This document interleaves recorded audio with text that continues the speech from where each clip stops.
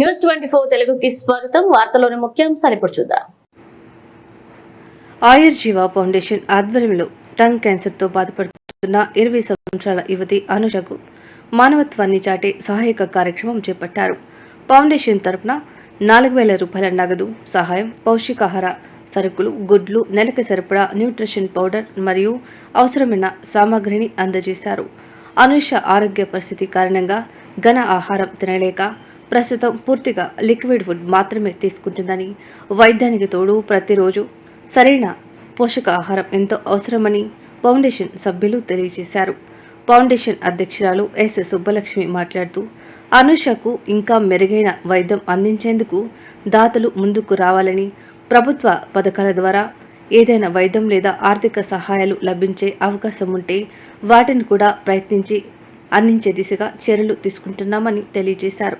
సమాజంలోని సేవాభావం కలిగిన ప్రతి ఒక్కరూ చేయూతనిస్తే ఈ అమ్మాయికి కొత్త జీవితం ఇవ్వగలుగుతామని విజ్ఞప్తి చేశారు. సహాయంతో ట్రీట్మెంట్ నడుస్తుంది. తనకి తల్లిదండ్రులు కూడా లేరు, చనిపోయారు. 2010లో చనిపోయారు వాళ్ళ అమ్మగారు. ఈ అమ్మాయి ఒక పెద్దమ్మ ఇంట్లో ఉంటుంది. వాళ్ళు కూడా చిన్న కుటుంబం. పెద్దమ్మ గారికి కూడా భర్త లేరు. ఆమె నిమ్మకాయల వ్యాపారం చేసుకుంటుంది. జీవన విధానం సాగిస్తూ ఈ అమ్మాయిని చూడడం జరుగుతుంది. సో మన ఆయుర్జీవ సంస్థ నుండి మనం ఈ అమ్మాయికి మన సహాయం ఏమందిస్తామంటే, ప్రతి నెల ఒక 1000 రూపాయలు రిటర్న్ చేసిన రేషను, తనకి ఎగ్స్, నెలకి సరిపడ ఎగ్స్, తర్వాత తను ఆహారాన్ని సరిగ్గా తీసుకోలేకపోతుంది కాబట్టి లిక్విడ్గా తీసుకునే దానికోసం న్యూట్రిషన్ పప్పులన్నీ కూడా కలిపి కొన్ని డ్రై ఫ్రూట్స్, కొన్ని న్యూట్రిషన్ పౌడర్ లాగా మా సంస్థ నుంచి తయారు చేసి ప్రతి నెల ఇవ్వాలనుకుంటున్నాను.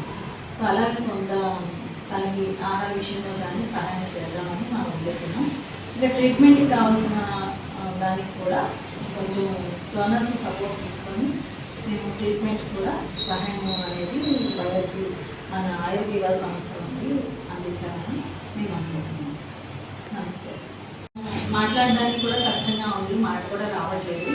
తనకి ఇప్పుడు 26 సంవత్సరాలు. టంగ్ ఆపరేషన్ కూడా జరిగింది. సో మనము తనకి అందరూ డోనర్స్, మిగిలిన ఎవరైనా సరే కూడా సపోర్ట్ చేస్తే బాగుంటుంది.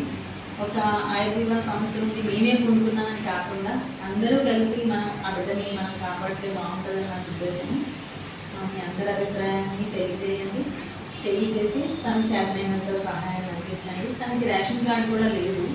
సో ఆధార్ సరిగా తగ్గి లేకపోవడం, ఆధార్ కార్డు సక్రమంగా లేకపోవడం, పెద్దమ్మ దాంట్లో యాడ్ అయి ఉండడం, కరెక్ట్గా తనని ఇంకా మనం ఆ విషయాలు సోషల్ స్కీమ్స్ అంటే మన గవర్నమెంట్ నుంచి వచ్చే స్కీమ్స్ కూడా ఏమన్నా అందుబాటులోకి వస్తాయా లేదా అనేది కూడా ఒకసారి పరిశీలించేసి అవి కూడా మనం అందేలాగా చేద్దాము.